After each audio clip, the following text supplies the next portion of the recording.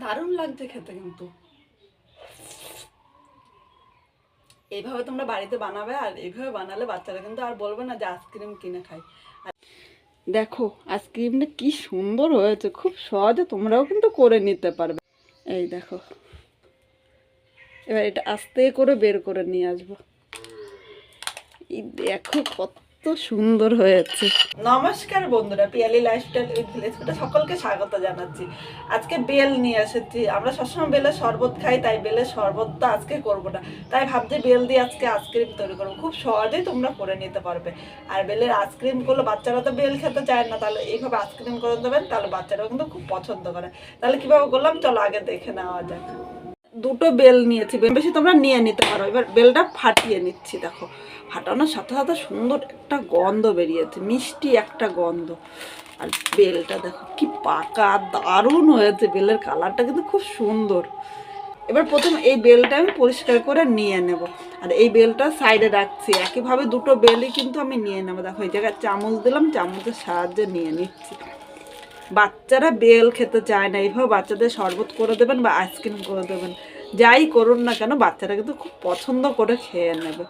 আর বেলের গায়ে দেখো অনেকটা কিন্তু কাদ লেগে আছে, এইভাবে চামচ দিয়ে আমি কেটে কেটে পরিষ্কার করে নিয়ে নেব। দেখো দেখে কিন্তু লোভ লাগছে, একটা মিষ্টি গন্ধ বেরিয়েছে।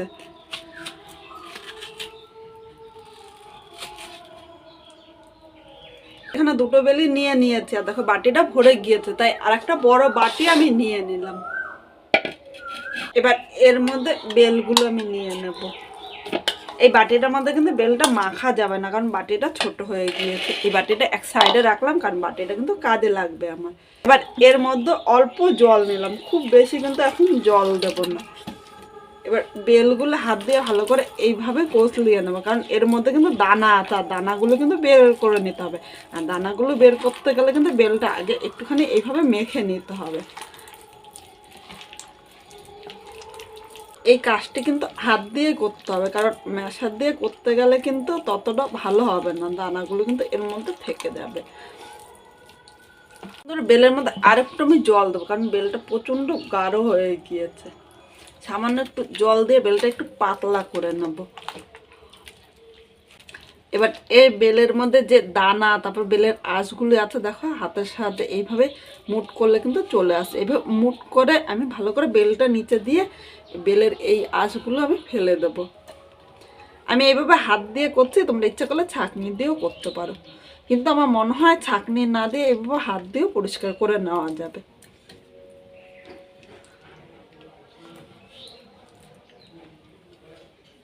বেলের এই আঁশগুলো থাকলে কিন্তু যখন খাবো মুখে পড়লে তখন কিন্তু ভালো লাগবে না, তাই তোমরা যেইভাবে পারো বেলটা ভালো করে পরিষ্কার করে নেবে।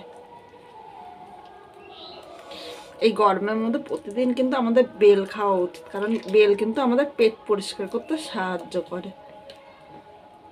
বন্ধুরা দেখো হাত দিয়ে কিন্তু বেলটা পরিষ্কার করে নিলাম, আর বেলের মধ্যে কিন্তু এই দেখো দানাগুলো একদম পরিষ্কার করে নিয়েছি। এর মধ্যে কিন্তু আর দানা নেই, দেখেছো? এই দেখো বেলের মধ্যে কিন্তু আর দানা না। আর এখানে দেখো কতটা দানার বেলের আঁশ বেরিয়েছে।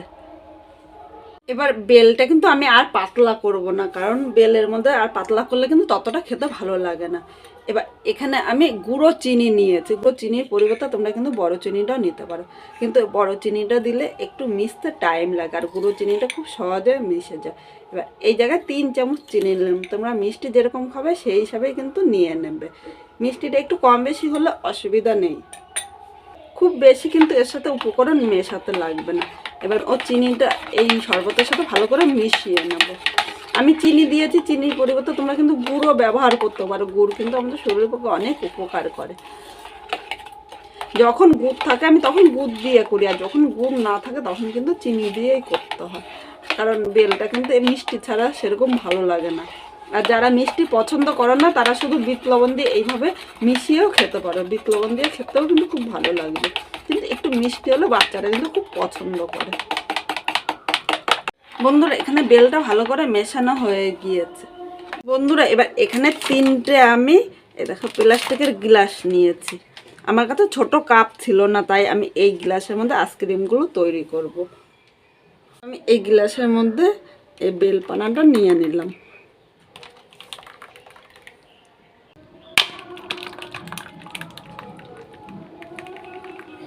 বন্ধুরা, যেহেতু বেলের মধ্যে আমি কোনো জল দিইনি, তাই বেল মাখাটা কিন্তু প্রচণ্ড গাঢ়। এবার একটা করে কাটি আমি মাঝখানে দিয়ে দিলাম। বন্ধুরা, এবারে ডিপ ফ্রিজে আমি 4 থেকে 5 ঘন্টা রেখে দেবো। তাহলে 5 ঘন্টা পর তোমাদের আইসক্রিমটা আবার দেখাচ্ছি। আমি 7 ঘন্টা মোট রেখেছিলাম ডিপ ফ্রিজে। 7 ঘন্টা পর আমি বের করে নিলাম। বন্ধুরা, আইসক্রিমগুলো দেখো, কালকে সারা রাত্রে কিন্তু ফ্রিজে ছিল, আর সারা রাত্রি পরে বের করে নিয়েছে, আর একদম শক্ত হয়ে গিয়েছে। এইভাবে করে দিলে কেউ কিন্তু বলবে না যে আর কিনে খাও, বাড়িতে খুব সহজে করে নিতে পারবে। এবার এর থেকে আমি খুলে নেব। এবার আইসক্রিমটা দেখো, এইভাবে টানলে কিন্তু আসবে না। প্রথমে হাতের সাহায্যে এরকম গোল গোল করে নেব। গোল গোল রাউন্ডের মতো করে নিলে এর থেকে খুব সহজে আইসক্রিমটা ছেড়ে দেবে।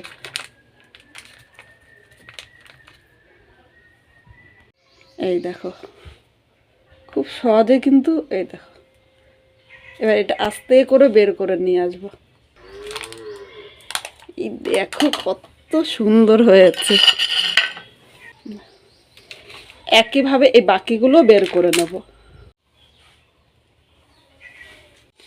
দেখো আইসক্রিমটা কি সুন্দর হয়েছে। খুব সহজে তোমরাও কিন্তু করে নিতে পারবে, আর এইভাবে করলে বাচ্চারাও খুব পছন্দ করবে।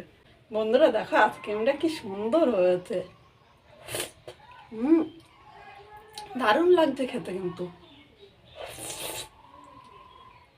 এইভাবে তোমরা বাড়িতে বানাবে, আর এইভাবে বানালে বাচ্চারা কিন্তু আর বলবে না যে আইসক্রিম কিনে খাই। আর এটা কিন্তু খুব হেলদি, এর মধ্যে কোনো কালার নেই, আর খেতে কিন্তু দুর্দান্ত হয়েছে। দারুণ দারুণ। আজকে খুব সাধারণভাবে আইসক্রিমটা করলাম, কিরকম লাগলো কমেন্ট করে জানাতে কিন্তু ভুলো না। আর আইসক্রিমটা যদি ভালো লাগে তাহলে পরিবারের সবার সাথে শেয়ার করে, যাতে সবাই খুব সহজে বাড়িতে আইসক্রিমটা তৈরি করতে পারে। আমার কাছে কিন্তু খুব ভালো লেগেছে। তোমরা কোথা থেকে দেখছো অবশ্যই সেই জায়গাটির নাম বল, যাতে পরের ভিডিওতে তোমাদের ধন্যবাদ জানাতে পারি। দারুণ হয়েছে। পুরো ভিডিওটা দেখার জন্য তোমাদের অসংখ্য ধন্যবাদ।